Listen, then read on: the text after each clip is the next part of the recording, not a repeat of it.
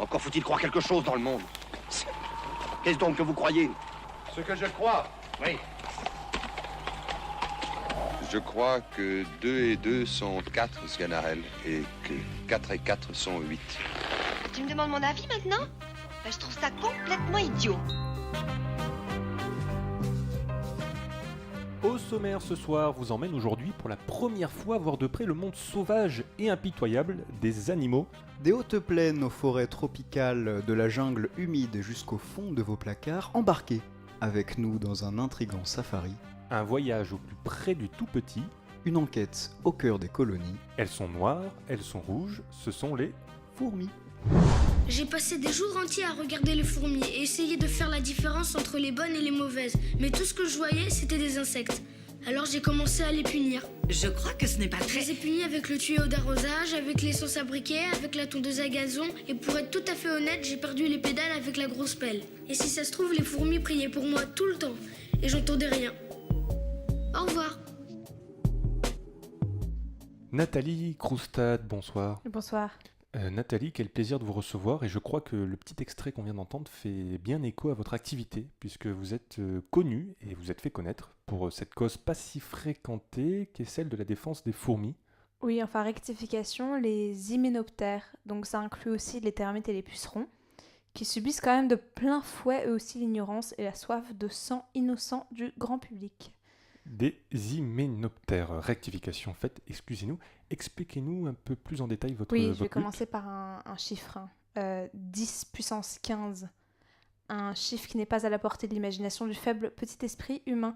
Imaginez-vous, c'est plus de 10 puissance 13 de mi-autobus, mi-côte à côte. Je ne sais pas si on se rend bien compte. C'est le nombre de fourmis tuées chaque année à cause de la cire. Impressionnant, je crois que le grand public n'est pas du tout au courant de telles Ne me coupez pas, c'est trop important.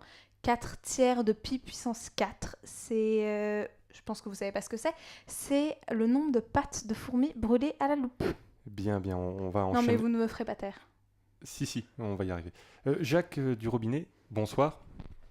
Bonsoir. Alors Jacques Durobinet, vous êtes un grand amateur de Jean de La Fontaine et avez il y a 3 ans trouvé une de ses lettres qu'il avait rédigée à l'article de la mort. Que dit-elle exactement ? Oh, il exprimait un très grand regret de ne pas avoir écrit un peu plus sur les fourmis. D'accord, et en quoi êtes-vous lié, vous, à ce manque ? Eh bien, j'ai décidé de reprendre l'héritage de Jean de La Fontaine et d'écrire le maximum de fables sur les fourmis, avec en plus l'aide que peut nous apporter la science. Et vous en avez fait un livre que vous avez appelé Fourmis Croondes. On voit bien le parallèle là qui est fait entre l'héritage et la modernité. Et absolument, et d'ailleurs je vais vous en lire une, ça s'appelle La fourmi tisserande et la fourmi charpentilière. Lorsque le jour fut levé et que la récolte commença, la fourmi tisserande sortit de son nid pour aller dans le bois. Elle était contente car elle avait dormi très bien. Mais voilà qu'une fourmi charpentilière croisa son chemin. Elle lui dit d'un air sympa : « Bonjour, ami fourmi, dis-moi comment ça va ?» La fourmi charpentilière ne la regarda même pas, car elle était assise sur un gros tas de bois. Elle lui injecta une dose mortelle d'acide formique. Elle lui injecta une dose mortelle d'acide formique. Pile entre les mandibules et le spiral propodéal, la fourmi tisserande alla au paradis des hyménoptères. Merci, quelle finesse, mais c'est quand même un peu compliqué, peut-être que le grand public ne peut pas tout comprendre. Christophe Burne, bonsoir. Bonsoir. Christophe, vous êtes le responsable d'une expérience hors du commun, qui veut lutter contre l'infiltration des fourmis dans les maisons. Oui, en fait c'est parti du constat que les fourmis, ça arrive à s'infiltrer parce que c'est tout petit. Donc si on les agrandit, elles viendront plus dans les maisons. Et on a trouvé une molécule pour faire ça. Et c'est là que l'expérience vous échappe, vous avez créé de véritables monstres. Oui, c'est un peu ça, ouais. En fait, les fourmis ont surréagi à la molécule et certaines font maintenant entre 1 mètre et 1 mètre 20. Alors ça surprend les gens qui en font tout un pataquès. Oui, un pataquès, on les comprend quand même. On dit qu'elles s'attaquent aux humains, certains disent même qu'ils les ont entendus parler. Oui, mais ça c'est juste un effet de la molécule. Ça multiplie par 5000 leur intelligence. Mais pas de panique, hein, on a trouvé une solution. On va introduire un prédateur naturel en faisant la même chose aux aigles. Que des nouvelles rassurantes. Bien, des invités que nous retrouverons plus en détail après une courte page de publicité. Chérie, je vais faire des courses. Qu'est-ce qu'il te faut pour ta quiche de ce soir? Juste un petit peu de lait et de la farine de blé, s'il te plaît. Tu es encore de ceux qui utilisent de la farine de blé? Quelle ringarde! Non mais je vais t'acheter de la farine animale, bien plus économique. T'auras même pas besoin de mettre des lardons. La farine animale, des animaux cuits à plus de 700 degrés pendant 15 heures pour donner à vos recettes toute la saveur de la viande fumée. Tu m'en diras des nouvelles. Qu'est-ce qui fait froid dans cette maison? Et l'hiver qui arrive? Ne t'inquiète pas, ma fille. J'ai commandé un radiochauffax, le kit maison de chauffage à l'uranium. Radiochauffax? C'est quoi? Radiochauffax, la fusion nucléaire à votre domicile. L'uranium porté à ébullition dans une petite caisse en bois irradiera instantanément votre maison de chaleur. Radiochauffax, c'est l'assurance d'un hiver bien chaud, pouvant atteindre 45 degrés en moins d'1 minute.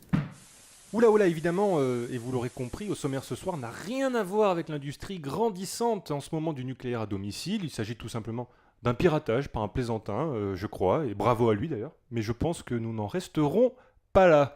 Glorieux Prout est sur l'affaire. En attendant, nous nous tournons vers vous, Jacques du Robinet. Qu'êtes-vous venu nous conter de beau? Alors c'est pas exactement un conte que je suis venu vous raconter, ce n'est pas une fable du robinet d'ailleurs, c'est un cri du cœur, une complainte, vous l'appellerez comme vous voulez, mais une chose est sûre, c'est le cœur triste et le cerveau plein d'émotions que je m'adresse à vous. J'ai d'ailleurs des larmes dans mes pieds et des fourmis dans la voix au moment de vous évoquer la situation de mes chers amis les fourmis, elles qui sont déconsidérées, bien souvent réduites à ce qu'elles ne sont pas, ce qu'elles n'ont jamais été et ce qu'elles ne seront jamais. L'on les considère souvent, ou bien souvent, comme des ouvrières, au pire comme des ouvrières d'ailleurs, au mieux comme des reines qui travaillent. Mais madame, monsieur, les fourmis ne travaillent pas qu'à projeter de l'acide ou à créer des fourmilières, mais également à produire du miel. Un miel qui est plus savoureux, au tanin dense, au goût élégant, à la robe onctueuse et au caractère prononcé. J'ai d'ailleurs apporté un petit pot de miel de fourmi que j'ai voulu vous faire goûter. Oui, faites-nous voir. Qu'est-ce que c'est alors? Est-ce que vous pouvez nous décrire la texture, la couleur? Alors la couleur verte, d'ailleurs, qui vient directement de l'acide en fait, qui est tout de suite... de l'acide formique. Hein, de l'acide formique exactement, donc qui vient directement en fait du pus de la reine, qui le déverse en fait sur les ouvriers qui ensuite travaillent à la fermentation et à la distillation du miel, qui ensuite est recueilli par donc les fourmisonniers, qui sont les personnes qui travaillent à la récolte du miel de fourmis dans les fourmilières. C'était les quelques mots que j'avais envie de prononcer aujourd'hui, et tout simplement de partager une certaine tristesse, parce que je suis certes un conteur, je fais des fables du robinet, oui, mais je suis aussi le défenseur d'une cause, celle des fourmis qui sont trop souvent oubliées, et c'était ces quelques mots que je voulais prononcer ce soir. Un grand moment de radio que nous venons de vivre sur le plateau, une découverte. Je crois que personne autour du plateau ne savait que les fourmis produisaient du miel. Je crois parler au nom de tous, en disant qu'une grande émotion s'est emparée de chacun d'entre nous. Nathalie, est-ce que vous êtes tentée par la dégustation de miel de fourmi? Alors évidemment, ça fait des années que je connais ce produit. Et ce qui m'intéresse dans votre démarche, c'est que pour une fois, vous n'êtes pas dans la fourmi objet, mais dans la fourmi productive, la fourmi active, donc ça m'intéresse. Par contre, malheureusement, alors je veux pas que vous voyez ça comme une critique, mais je trouve que votre marketing ne met pas assez ça en avant. Ça s'appelle quand même Bee to Drink. Donc voilà, c'est juste un petit commentaire sur le fait que vous êtes contradictoire dans votre cause et votre produit. Et sans plus attendre, vous l'avez apprécié, étrangement d'ailleurs, dans la dernière émission. Le revoici aujourd'hui. Glorieux Prout, c'est l'audience qui fait l'offre et parfois l'audience a ses raisons que le talent ignore. Le grand, le beau, le fertile Glorieux Prout qui vous amène dans son petit monde. Et avec quel objet aujourd'hui? La fourmilière en béton. Je vais présenter aujourd'hui la fourmilière en béton, objet bien connu des myrmécologues et autres amoureux de nos meilleurs amis à six pattes. On l'appelle la fourmi. Le béton armé, breveté dès 1855, est un matériau noble dans lequel les fourmis peuvent s'amuser en toute sérénité. On est pas bien là, hein? Si les fourmis s'enfoncent sous la surface de la Terre, comme Virgile guide Dante à travers les 9 cercles de l'enfer, nos amis formicidés ne sont pas en reste dans un milieu totalement bétonné. C'est une chouette idée. Mais où je ne suis pas d'accord, et c'est là qu'est la faille, c'est comment peut-on concevoir sans la moindre recherche esthétique? Ça n'est pas possible, hein? Je suis désolé, allez. Et oui, tel un personnage de Dostoïevski dépressif, nos bestioles domestiques ne se lasseront pas de s'y enfouir et de s'y perdre. Haha, perdu! Voyez émerger un bonheur immense dans leur regard, et vous pourrez vous exclamer « c'est du béton ». Et un peu mieux que la dernière fois. Merci Glorio, encore peut-être une marge de manœuvre. Peut-être que ces informations, nos invités les connaissaient déjà, je m'en doute d'ailleurs. Nathalie, je me tourne vers vous. C'est à vous que revient le micro. On vous écoute. Dites-nous ce que vous avez sur le cœur. Oui, en fait, depuis la cause et les travaux que vous avez évoqués, c'est vrai que j'ai plus récemment beaucoup travaillé sur les fourmis, mais en fait, dans le cadre de mon travail d'ingénieur de l'armement en Russie. Donc, malheureusement, c'est vrai que j'ai pas trop le droit d'en parler à la radio ou en France. Donc, je sais pas trop ce que je peux vous dire ce soir à ce propos. En fait, aussi le problème, c'est que j'ai pas trop travaillé sur la partie fourmilière, sur laquelle j'ai peut-être un peu plus le droit de m'exprimer. Donc, je vais quand même vous parler de ça, mais j'ai peur de pas être extrêmement claire. Je prie de me... pardonnez-moi s'il y a quelques confusions. Bon, je crois que quand même ce que je peux vous dire, c'est que en fait, on a répertorié toutes les fourmilières du pays, donc la Russie, donc plus Asie centrale, Caucase, Pays baltes, etc. Et on a sélectionné la colonie qui nous a paru la plus intéressante pour une raison ou pour une autre, hein, je sais plus. Donc il me semble que c'était à Vakansk, c'est près de Mourmansk, pour ceux qui connaissent pas la Russie. Enfin peu importe, mais cette colonie de Vakansk, ce qu'elle a de remarquable, c'est que c'est une fourmilière de Salenopsis invictae, pour ceux qui connaissent.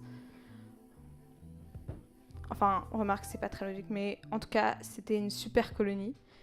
Et on a analysé leur technique de défense avec une sonde en titanium chromée. Enfin, non, c'est pas exactement ça. On a quand même commencé... Enfin, c'est un peu compliqué. On a commencé par intégrer une fourmi drone. Non, mais c'est trop compliqué. Je suis désolée, c'est vrai que c'est très technique. Prenez votre temps, Nathalie, j'ai un peu du mal à vulgariser et à comprendre. Donc, l'idée, c'est quand même... Les fourmis ont beaucoup à nous apprendre au niveau de l'armement, notamment tanks, chars d'assaut. Parce qu'on travaille aussi en partenariat avec Dassault. Mais je pense pas tellement vous dire... Enfin, je peux pas vous dire ce qu'on a appris, mais c'est des bêtes fantastiques, très disciplinées, avec une classe ouvrière importante. Même sur le plan humain, on a fait une recherche fondamentale. Vous allez découvrir dans quelques mois. Donc voilà, j'espère que c'était intéressant.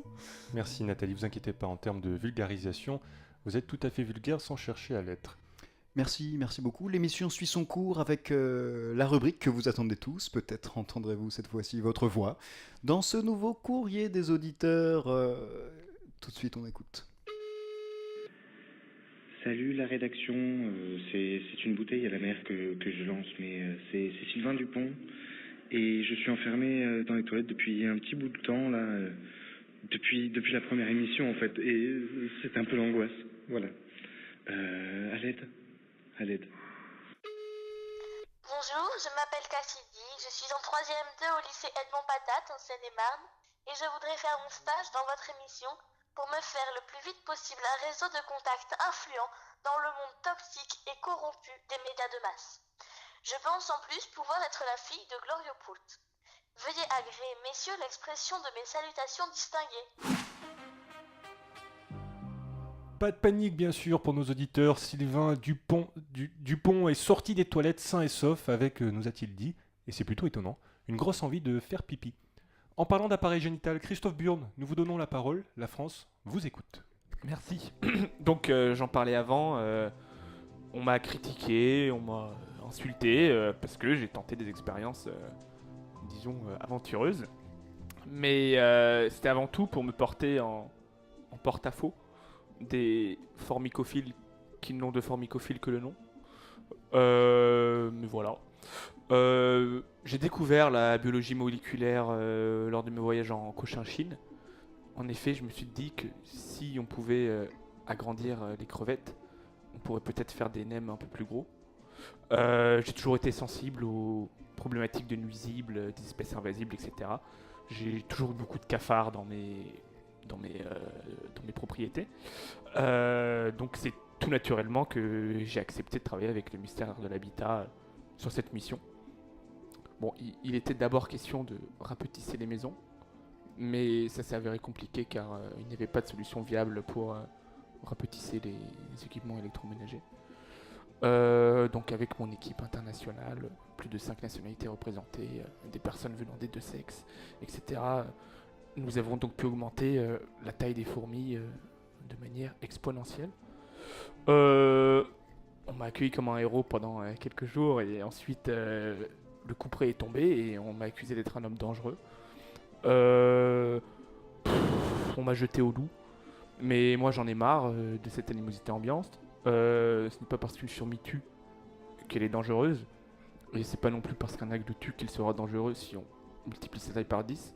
Donc je maintiens mes positions, je maintiens ma démarche, et j'entends les critiques, les avertissements, mais je me refuse d'utiliser cette antenne pour donner du crédit aux ennemis du progrès, et je ne ferai pas plus de commentaires. Incroyable, merci du fond du cœur Christophe pour votre intervention. Jacques, Nathalie, vous écoutiez d'un air distrait la parole d'un homme qui va peut-être mettre la France à feu et à sang. Avez-vous un commentaire ? Vous savez, je me contenterai de dire que la littérature a ses raisons, que la science ne connaît point, et quand j'entends le discours scientifique d'un tel passionné, je ne peux m'empêcher de penser à de nouvelles fables, au miel aussi, mais surtout à de nouvelles fables et aux perspectives que ces découvertes entr'ouvrent. Nathalie, une dernière parole avant de vous taire à jamais. Envoyez-nous votre CV. On a essayé de faire ça pendant des années. Donc, on est intéressé. Merci pour ces échanges passionnants. On va se quitter avec un petit live d'un chanteur qui fait parler de lui en ce moment. On va donc laisser le chant à Lexical en direct pour Au sommaire ce soir. On peut peut-être l'applaudir avant Alexical. Ouais, au sommaire ce soir. Formidable, formidable. Tu étais formidable, j'étais formidable. Nous étions formidables. Eh bébé, mademoiselle, je veux pas vous draguer. Promis, juré, je suis sans fourmilière. Puis hier, putain, je peux pas.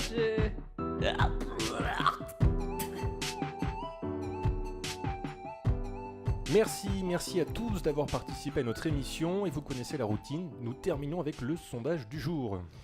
La question était simple, avez-vous déjà eu des problèmes de fourmis dans vos jardins ou dans vos jambes ? Et problème, le maître sondeur, Jérémy Molette, est parti en vacances. Nous allons donc improviser des résultats. Christophe, une opinion, est-ce que vous avez déjà eu, vous, des problèmes de fourmis dans vos jardins ou dans vos... Dans ma maison, je crois pas. Une victoire alors sans conteste du non à 100%. Bravo Christophe. Des résultats qui seront peut-être difficilement exploitables. On verra ça par la suite. Merci à tous nos invités. Merci à nos auditeurs qui sont chaque jour grandissants. Merci beaucoup Clément. Merci Romain. À la prochaine.